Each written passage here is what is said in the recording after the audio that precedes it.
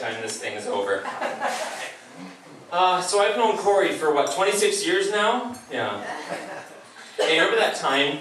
We were both still babies, and we soiled their diapers at the same time. Oh my gosh, you should have seen the look on our mom's face. I just laughed. You fell asleep. You were just pooped. It's gonna be like that, eh? It's gonna be like that, folks. Long night, I know. Corey was born on May 20th, 1986. He shares his birthday with such people as Cher, Dave Thomas, the actor, not the Wendy's guy, Tony Stewart, and Busta Rhymes. Don't know who Busta Rhymes is? Don't worry, that's actually a good thing. He also shares this day in history. Thank you. I got the one laugh. That's good. If I can get one guy going, it's a good night. First one's free. Yep. I'll take them all. He also shares this day in history with the first traffic ticket that was handed out in the US in 1899. The BBC banning a song by the Beatles called A Day in the Life for its drug references in 1967. And the unfortunate, unsuccessful Quebec referendum vote to move towards independence from Canada in 1980. So when Corey was born 6 years later, it just added to this list of tragedies. Just kidding. Oh, I must be doing a good job, because Nikki's got that disappointed look on her face. Corey knows it so well. Oh, by the look at my wife's face, I know it well too. Before we move on, a couple of house rules. Can everyone please reuse their wine glasses? It helps limit the amount of glasses, and it also helps you look like less of an alcoholic, which is a win-win for everyone. Please no drinking and driving. Obviously, there's plenty of methods to get home. I made sure there are some cab numbers posted at the bar. Please use them. And also, the bar will be closed during the meal and the speeches, and open after until 1 a.m. Now, I'd like to read a message from someone who couldn't be here today. I haven't read this yet, so I really hope it's appropriate.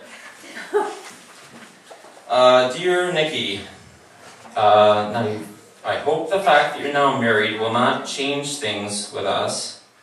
I love the way you put your hands all over me and kiss me all over. You will always have my heart. Love, Rufus. Rufus is their dog. Lastly, what we've all been waiting for, and I'm sure Corey can't wait to get to it, how to get the bride and groom to kiss. Now, I made this up on my own. Okay? Well, not made it up, but I decided how it was going to be done. You must sing a song with the word love in it. If you don't know one, Google it. There's plenty out there. There's no excuses. I know Corey's excited. Look at his face.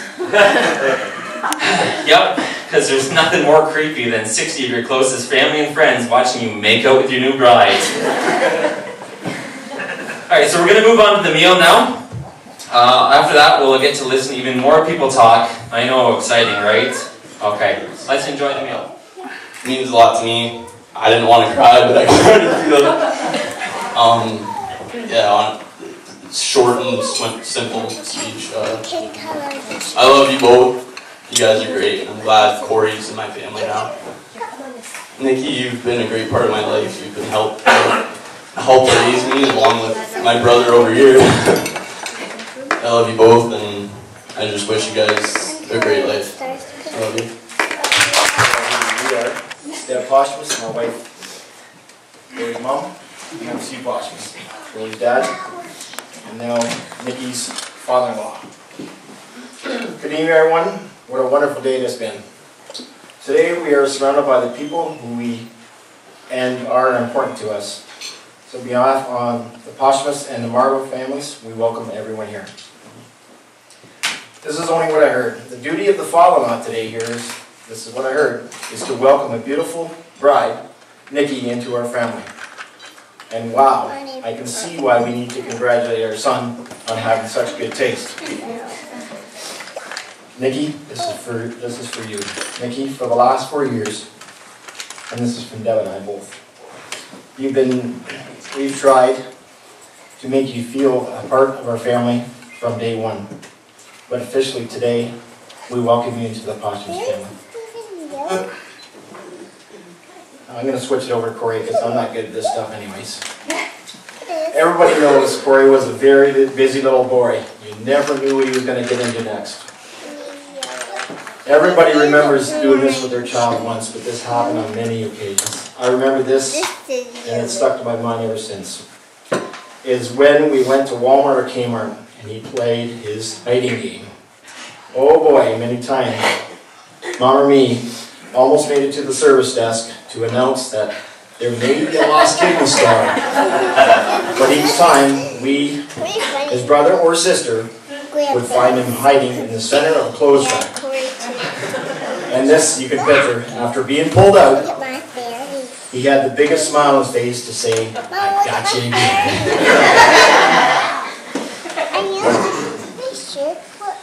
Nikki, I'm not sure if you brought the chef out in Corey or you brought the baker out in Corey, but when we get together now, Nikki and Corey bring the buns or the rolls, and they spend a whole day making these, and they're very proud of it.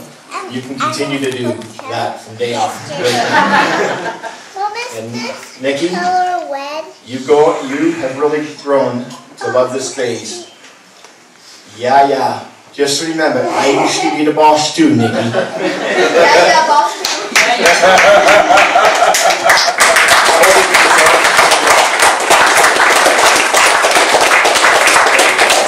Are you all ready? Alright, now it's my turn.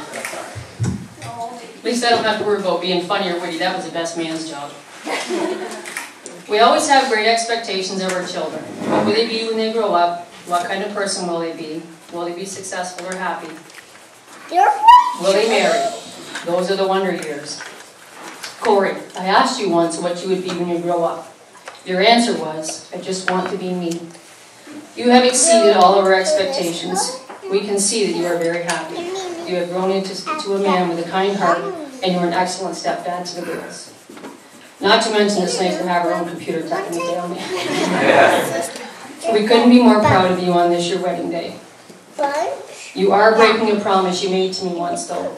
When you were a young boy, you told me you would live with me forever. I remember that moment as one of those that a mother shares with her child, but knew that someday someone would steal your heart, just as Nikki has done. You were such a homebody. I couldn't get you to leave the house. I should have known something was up when you were going to college and you stopped coming home after class. Nikki had your heart back then. I figured out why you always saw things so clearly. It was because you always had the front seat of the car to prevent the fights in the back.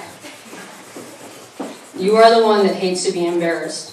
Do you remember the time when we were out for supper at Grandpa Yoke and he asked the waitress if she was single?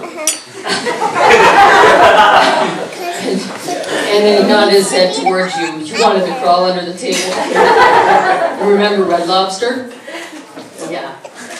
There used to be a commercial on TV. There was a little boy sitting at the table with his glasses that are too big for his face, eating French fries, saying not a word. Don't. Grandma Posthumus always said that the little boy reminded her of you. She said you are the silent one. Nikki, first of all, thank you for making my son so happy. You truly have brought out the kind, loving, and nurturing side of him. And second, thank you for two beautiful little girls that we are very proud to have as our grandchildren. They have brought such joy into our lives.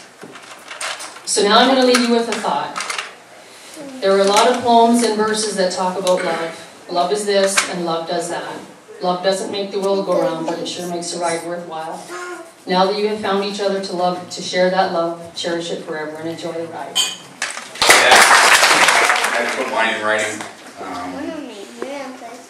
I'm glad the Posthumus went first because it gave me a chance to clear my throat. Get the tears out of my eyes.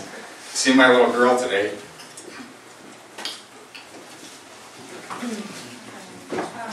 Whisk off. She's so pretty.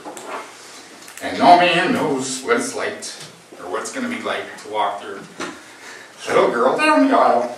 Oh, the crap thing like this is why I got Harley.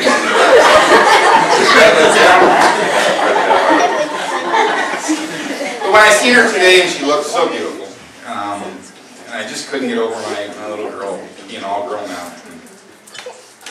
She's always been such an apple to my eye. I mean, I've always loved her so much, and she's always been such a good girl. I've never had any real reason or any reason to be upset at her.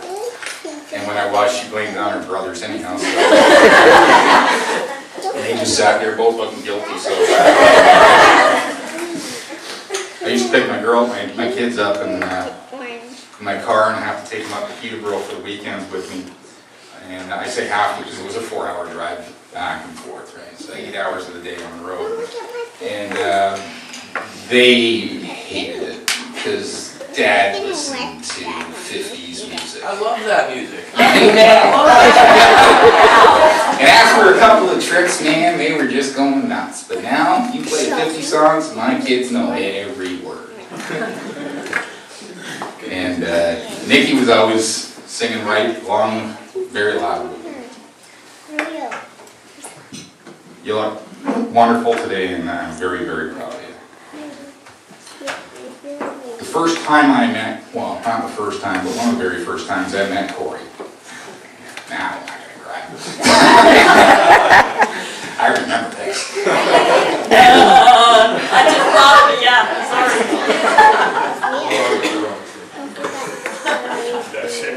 Corey came to the house, and now you have to understand, my wife and the entire family work at Ford. So it's a Ford house. In fact, when we have a family get together, a union meeting breaks out, it's all Ford. And Corey started to tell us all about Chrysler. And how wonderful they are and how terrible Fords are. As his neon is sitting in my driveway. So I sucked that up and bit my tongue, and I was a good dad. And I was waving them as they went back down the street, and I looked down at my driveway, my concrete driveway, at the big puddle that the Chrysler left. Thank you, Corey. Regardless, I still like him. Corey, you're a good man. And I say that with all my heart. You're a stand-up guy, and anybody that knows me knows it's about the highest thing I'll ever say about anybody. I'm very proud to have you as a son-in-law. I feel very safe with my daughter and her family in your hands, and you're a real good step-up guy. And I welcome you to the family, and your parents have done an excellent job raising you. You're well-mannered. Well, he is at my place. You're a very good man, and I really appreciate you, and I feel very good that my daughter's in safe hands and good hands. So, with that, I love you both.